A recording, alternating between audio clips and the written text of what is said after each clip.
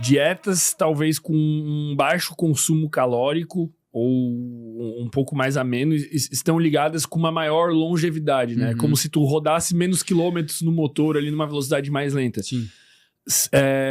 Existe alguma correlação do exercício com isso? Por exemplo, uma dose de exercício que seja maneira tu fazer e que bota esses motores para rodar, mas que se tu fizer demais, talvez por esses processos de muito oxigênio ou oxigenação, façam com que talvez tu tenha uma menor longevidade. De alguma forma faz sentido o que eu falei. Faz bastante sentido o que tu falou. Inclusive é bom que a gente já converse um pouquinho sobre a ciência em torno disso, porque uma correlação não é uma explicação, é só uma relação entre duas variáveis, né? E esses estudos de base populacional, que pega ali um estudo de coorte prospectiva, um desenho de estudo, você pega lá um grupo de pessoas e você acompanha elas ao longo do tempo. Você vai ver lá na frente, ó, tantas pessoas daquele grupo morreram. Essas pessoas aqui fumavam, eram obesas e não se exercitavam. Opa, mas esse grupo de pessoas morreu menos. Essas pessoas se exercitavam, até fumavam, tinham um nível de obesidade, mas elas se exercitavam. Puxa, elas morreram menos. É daí que se tira todos esses riscos. Ah, se exercitar 150 minutos a 300 minutos por semana diminui em 50% o risco de mortalidade. É tudo daí que vem. Estudos de base populacional, bastante gente e relação entre variáveis. Então, a gente teria esse mínimo recomendado, que fica entre 150 e 300 minutos de atividade moderada. Seria entre uma caminhada e uma corrida leve, vamos botar, só que isso também é muito interindividual. Vai depender da idade da pessoa, de vários aspectos. E também treinar pelo menos força 2 vezes na semana, que é uma recomendação até mais recente, né? Então, a gente teria esse mínimo recomendado e o máximo, que é uma pergunta que já tentaram fazer, ele não foi avaliado. Não se conseguiu estabelecer uma relação muito clara. Ó, quem se exercita 500 minutos por dia tem uma mortalidade maior. Mas o raciocínio ele faz sentido. Só que mesmo fazendo sentido, ele não explica tudo, porque, cara, só uma correlação. Não sei se eu me fiz explicar não, assim, sim, sabe? Faz sentido. É uma das dificuldades desses... Só que esses estudos grandes, eles conseguem trazer informações preciosas pra gente, né? Uma das informações bem importantes, que é da onde vem um pouquinho do porquê que o pessoal tira essa relação intrincada entre um consumo máximo de oxigênio, se tu quiser depois a gente explora qual é o conceito dele e como é que se avalia, com a redução da mortalidade, né? Há muito tempo atrás, os estudos ali, principalmente da década de 40 e 50, eles começaram com um cara que chama Jeremy, né? Ele foi um cara muito importante porque ele conseguiu relacionar na Inglaterra, naqueles caras que trabalhavam naqueles ônibus, sabe o ônibus da Inglaterra que tem aqueles 2 andares ali? Tá, sei. Então, esse cara, ele era um médico, ele começou a identificar que exatamente naquela época a mortalidade cardiovascular começou a aumentar muito. E ele, vou pegar né, o médico legista lá, cara, me dá esses cadáveres aí, eu vou analisar. E ele começou a perceber, cara, que em grandes quantidades, ao longo dos anos, quem era motorista e ficava muito tempo sentado, morria mais de quem era cobrador, que era o cara que tinha que subir a escada, cobrar a passagem, descer. Caraca. Ele começou a olhar essa relação, cara, bizarro. Vou fazer isso com carteiros também, cara. Vou comparar os carteiros que estão no escritório, trabalhando na parte administrativa, e aquele cara que entrega a carta. E ele começou a perceber que, cara, quem se mexe de alguma forma tem uma redução de 30%, 40% na mortalidade cardiovascular. E aí foi o grande impulsionamento, né, desses estudos, década de 40 e 50. Da década de 60 para 70 começaram a aparecer cada vez mais estudos com base populacional.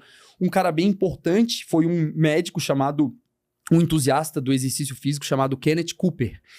É dele que vem o teste de Cooper, ou a pessoa dá um Cooper, que é dar uma corrida, né?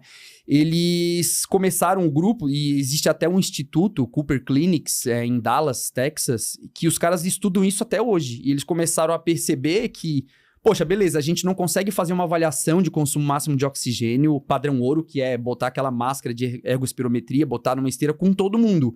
Mas eu consigo desenvolver um teste simples, onde em 12 minutos, eu tenho que tentar percorrer a máxima distância.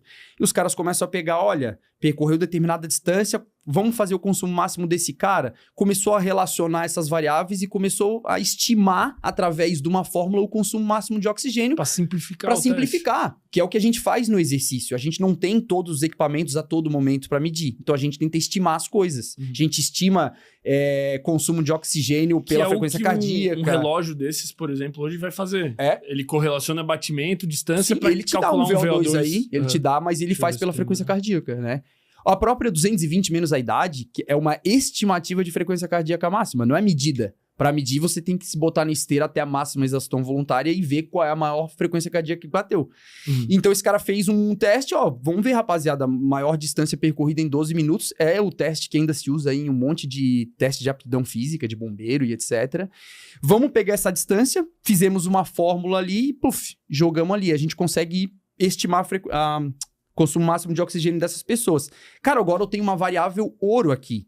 Eu sei mais ou menos, ou de maneira estimada, a quantas anda o aparato cardiopulmonar do indivíduo, que é a variável ouro, assim, o consumo máximo de oxigênio. E aí começa essas relações que eu falava. Acompanha aquela pessoa, 100 mil pessoas por 2, 5, 10, 20 anos. Cara, as pessoas vão morrendo e vai contando. E vai relacionando com o consumo máximo de oxigênio. Começou a reparar o quê? Que quem tem mais consumo de oxigênio, em geral, tem menos risco de mortalidade. A mortalidade como é que é na casa de uns 30% a 40%. São vários estudos, mas sempre fica nessa casa entre 30% e 50%. Só que são mortalidades diferentes, né? Eles avaliam mortalidades por todas as causas. Tá. Tu foi atingido por uma tartaruga voadora e morreu. Conta. Sabe? Ou não, mortalidade cardiovascular, ou você morreu por câncer, mortalidade por câncer. E aí, enfim, gera todas essas variáveis e relaciona, cara. Esses caras estudaram muita coisa, eles perceberam assim. E aí, um dos pupilos desse Kenneth Cooper foi um cara. Puta, me esqueci o nome dele, cara. É um cara bem. Se tu quiser, a gente consegue pesquisar qualquer coisa. Não, depois eu lembro aí. Ele foi um cara bastante responsável por estudar, mais ou menos nessa pegada, a obesidade, cara. E ele é um cara que afirmava assim, David Blair, lembrei. Ele pegou e soltou assim, inatividade física é o maior problema do século XXI. Não é tabagismo, não é obesidade, é nível de atividade física. E aí é muito louco, porque quando eles começaram a fazer esse mesmo modelo de estudo e botar lá e comparar, eles começaram a perceber que entre dois indivíduos com obesidade, quem se exercitava morria muito menos de quem não se exercitava, independente do IMC. E nessa época o IMC era avaliado exatamente dessa forma, peso dividido por altura em metros ao quadrado, né? E é uma coisa simples, porque em qualquer questionário de posto de saúde, tu vai dar a tua altura, né, e o teu peso, e é fácil de calcular. Então com essas variáveis simples a gente começou a correlacionar as coisas. Quando ele pegava assim, pressão arterial, diabetes e tabagismo e botava essa frequência de pessoas que tinham esse comportamento uma em cima da outra, ela não vencia da inatividade física enquanto maior culpada para mortalidade. Então, tipo, sei lá, isso é uma coisa que marca até hoje. Parada. Assim. Mesmo dois caras que fumam, o cara que fuma e treina... E hoje, claro, esses estudos de base populacional, eles continuam, eles são muito importantes. Tá se vendo outras coisas, como, por exemplo, a testosterona, mesmo que numa primeira dosagem, qualquer reposição num jovem, num idoso, ela representa um risco tão grande quanto o tabagismo, ou até maior. E aí, enfim, tá saindo muita coisa recente aí, careca.